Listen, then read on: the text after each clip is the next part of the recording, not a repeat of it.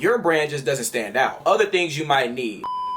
You might need, but ain't nobody gonna tell y'all that. Guess what? You still making sales online and in person. They big got me fucked up, man. I'm pushing the peace type shit.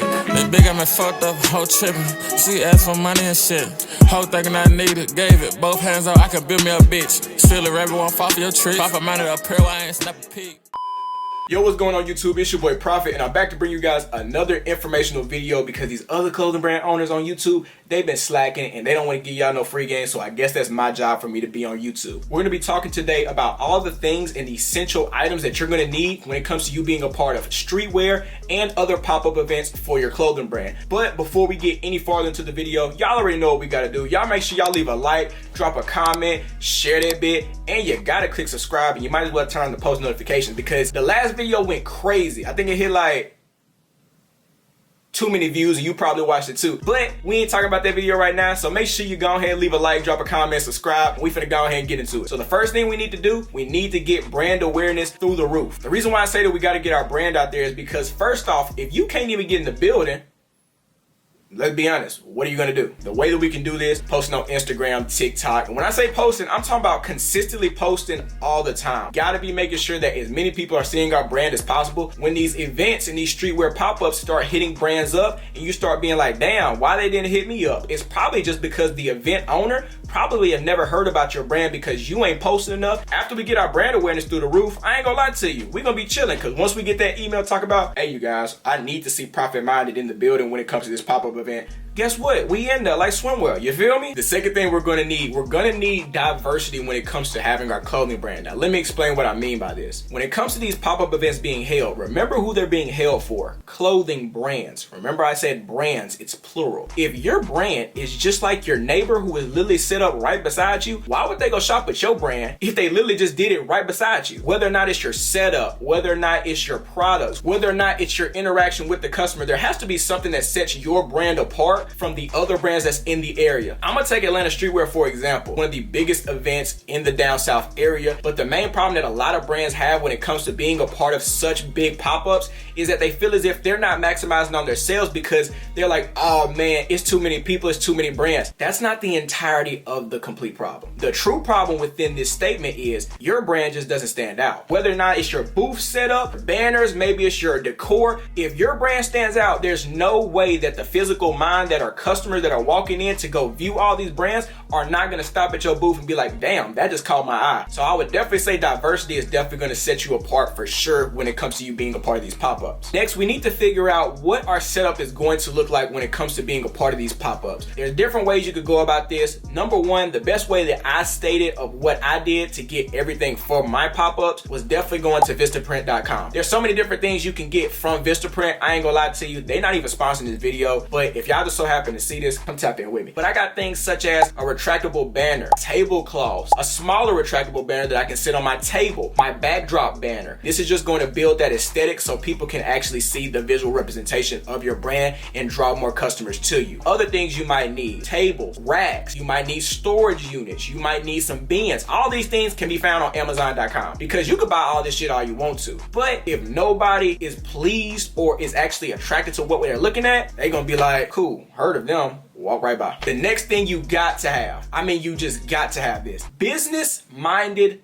people. The reason why I say this is because if you try to run a pop-up event by yourself, you're not going to be able to run the cash register. You're not going to be able to go get the inventory. You're not going to be able to go market. You're not going to be able to be the salesperson. I ain't gonna lie to you. Pop-ups are just like a fast food restaurant. Let me explain what I mean by this. Fast food restaurants, and y'all all know I ain't bullshit when I say this. Let's say you go to McDonald's and you just so happen to see that the line is super long and it's not moving. What's the first thing y'all gonna do? I know what the first thing I'm gonna do is I'm gonna get out that damn line and I'm gonna go find another restaurant that's just like McDonald's so I can go get me some food. Why? Because the customer service is a little bit slower, which means that it's gonna take a little bit longer to get what I need. I can go find somewhere else that might have better service and faster service that still gives me that same quality. Same thing with running a pop-up shop. If you don't have multiple workers to be able to do different things to make it almost run just like an assembly line and make sure that it's efficient, you're gonna just put more labor, more stress on yourself that doesn't need to happen. I personally would say that you need these 4 workers. You, yourself, whoever's watching this video, if you're a brand owner, you're the salesman. Nobody else knows about the material blend,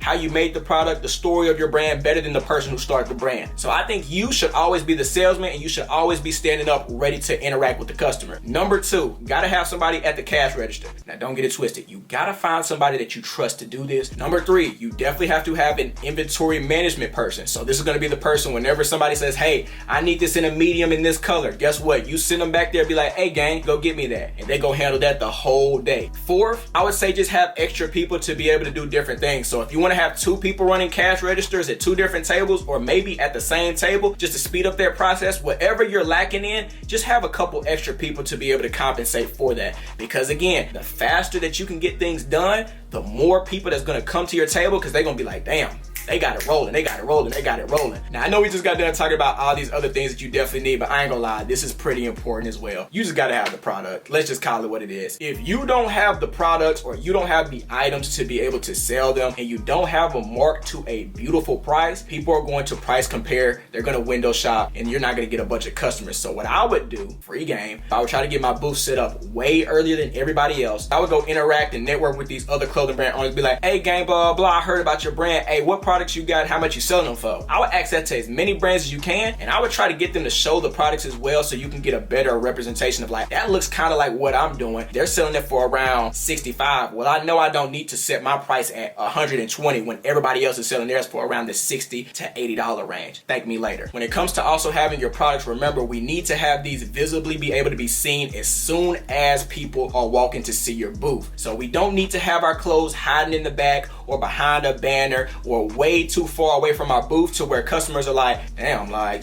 I guess they ain't even got no clothes. We need to put this right in front of the booth, or maybe on the side, or maybe angled somewhere. I'll show you guys what I did for mine, and it's gonna make a little bit more sense. But I would definitely say we gotta have some tough and unique products that are gonna bring people in to come spend that cheese, you feel me? Kind of going off the inventory statement, the one thing I want you guys to understand is if it's in your budget and you have enough capital, hear me out. This is gonna sound crazy as hell. I ain't gonna lie to you. Your goal at a pop-up event is not to sell out.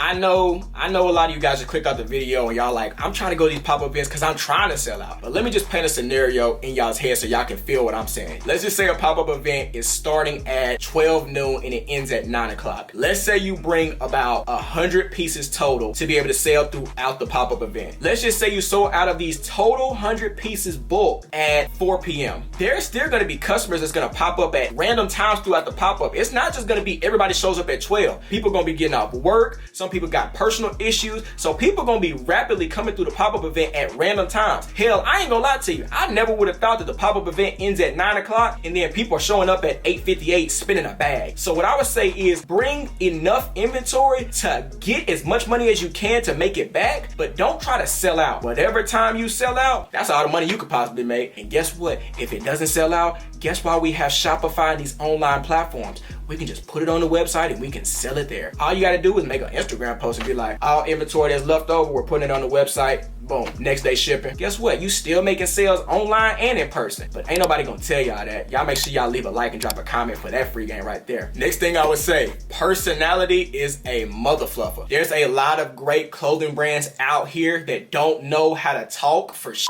A lot of brand owners think that their clothes are so cool and so unique and their brand is so popping on social media that they can just sit back and do this. Ain't nobody pulling up on your smooth ass if you wanted to sit back and think you Johnny Badass. You gotta bring the people to the booth. If y'all have ever seen me at a pop-up event, y'all know my setup is not the craziest. But I'll tell you this though, the one thing I can say that I have over hella other clothing brands that might be ahead of me in the brand game or a little bit beneath me in the clothing brand game is my personality will take me way farther than a lot of these brands, especially when it comes to in-person interactions. When you use your personality, you start kind of feeding off of energy with these other customers. You'll start noticing that certain customers, they're a little bit younger, they're not going to be trying to spend that much money, or you might see some older people who might not understand what's going on, or you might just see a bunch of people trying to spend a bunch of money with you at once. Compensate them. If you have a kid that's younger than being a teenager and he's with his parents and you got a product that he wants and it's like $100 and his parents are right there, don't try to be a stick up the ass and be like, nah gang, I ain't gonna lie to you, pay that 100. Be like, you know what, I know you want this really bad, I'm gonna do it for you. Don't tell nobody else though, I'll do it to you for $80. He gonna ask his parents, they gonna beg,